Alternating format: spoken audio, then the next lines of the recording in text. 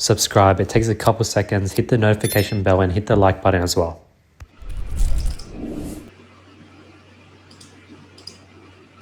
Hey, Inda, can you hear me? Okay, let me see what's happening. Mic, speaker, microphones. Okay, I can hear you now. You hear me? Yes, I can. How's it going? Pretty good. That's good.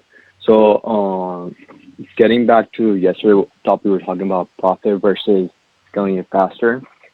So I came to the conclusion that for the product that are like hot that I'm finding on like this buy website, I'm gonna scale those faster because there's a lot of other competition that wants to do it as well. Relative to the cold product that I find through like AliExpress, those will be much slower and like build a brand out of it, if that makes sense, right? That's a good way of going with it. If you want to scale fast, your profit is going to decrease, but you're going to have more revenue. Yeah. Okay, got it. So, these ones, because I'm seeing like a lot of other people, they're doing the same, they're testing the same product as well. So I'd just rather just scale it faster, a little bit, like the middle, not like super fast, but to where I'm still profitable, decent amount. So the only advantage, I think, when there's competition,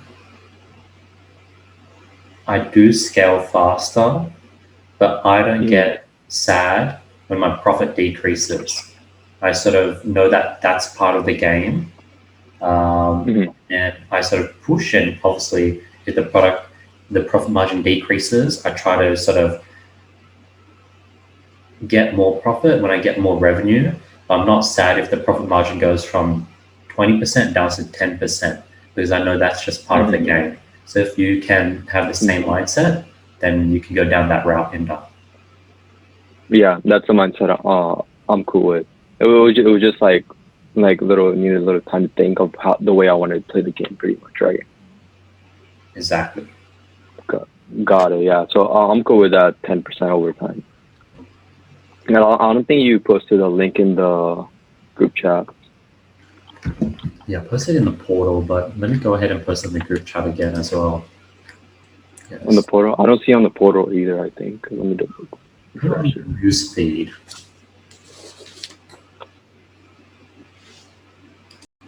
And also, Sachin and Ryan, do they do calls consistently, or is it just here and there?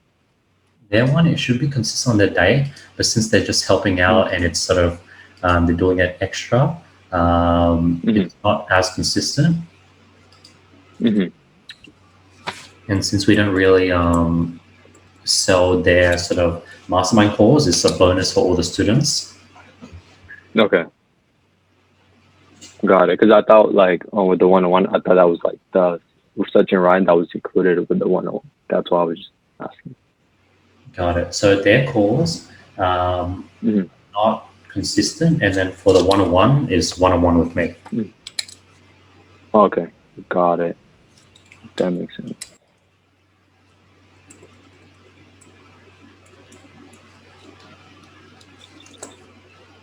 Awesome. Stanley. Hey Andy, how are you? Good, I'm good. No, nothing from me. Just thought I'd check in on you, see how you're feeling. Awesome. Thanks for joining in. I really appreciate it. Fine, man. Yeah, nothing from me. Thanks, Stanley.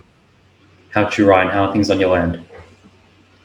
Not bad, man. I actually did want to ask you something real quick. Have you ever worked with a custom content creator that is somewhat local to us, like somewhere in Sydney, for like custom product content?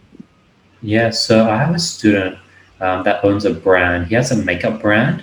What he does is, initially he would advertise using the content that other influencers use, and he got reported because this influencer would be like, "Hey, why are you using a footage of me using your product?" Yeah. So what he then did was he is now making custom content with local influencers, either giving them free products or actually paying them and then bringing them to like a location and spending a day to shoot with them, giving them $100. And that's how he went ahead with that. But he had to go ahead and like spend his time creating the content. Is that right? No. So he Actually, yes, that's the route because he also tried paying influencers or giving influencers free products, and even if he gave them instructions, the video would look bad. So, Yeah. so that's a problem that you probably or a lot of people can relate with. So he and then the next step is he actually picked a location, got people to come through, and that's sort of like where he's directing it, or he brings along a filmer.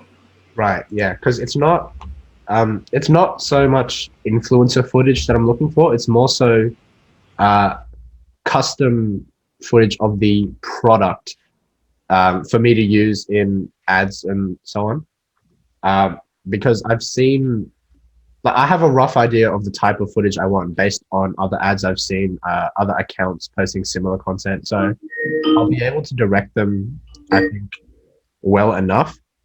But just the benefits of having someone locally who could help me with that would be great because I could give the product to them straight away. I don't have to send it to some overseas country. Um, but yeah, also that's all I was looking for. Just somebody that could film custom product content without not even having to show their face. But yeah, that's what I was looking for. Have you worked with someone like that So for your I product? personally, right now, do you know Casey Neistat? No, I don't. So he's like a YouTube blogger. What I do is I reach out to these filmers. So they're known to do filmers, and I sort of do a two-in-one where they film the product and create it for me, and two, they advertise it to their audience. So one thing to do is don't look for influencers per se, but look for videographers. Right. They're the ones that you should be looking to make your ads. Okay. And how do you go about finding those videographers? Do you look on the typical hiring sites, or do you have? I know you've got a staff hiring person. Do you know the sort of methods he uses to find good staff?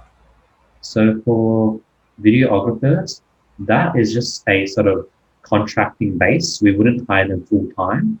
So we'd look for people on Instagram, TikTok, and YouTube, and based on their content, if we like their style of editing, we'll hire them. Okay. Okay. Sure. I'll give that a go, man. Thanks. Welcome. Edward.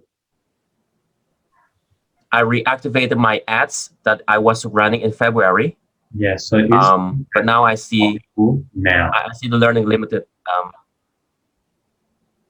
How long have you ran it for? I ran it for like 2 to 3 weeks back in February. How about now? But then right now, I started running them like yesterday. Got it. So let it run for 4 days, and if unprofitable, relaunch them from scratch. Okay, I get it. Okay.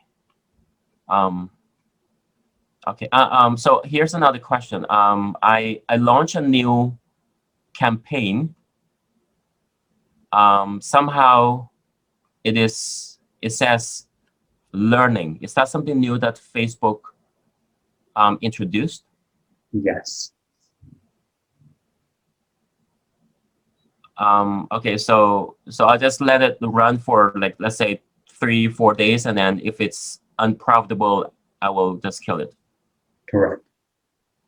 Okay, got it. Okay, thank you for now. You're welcome.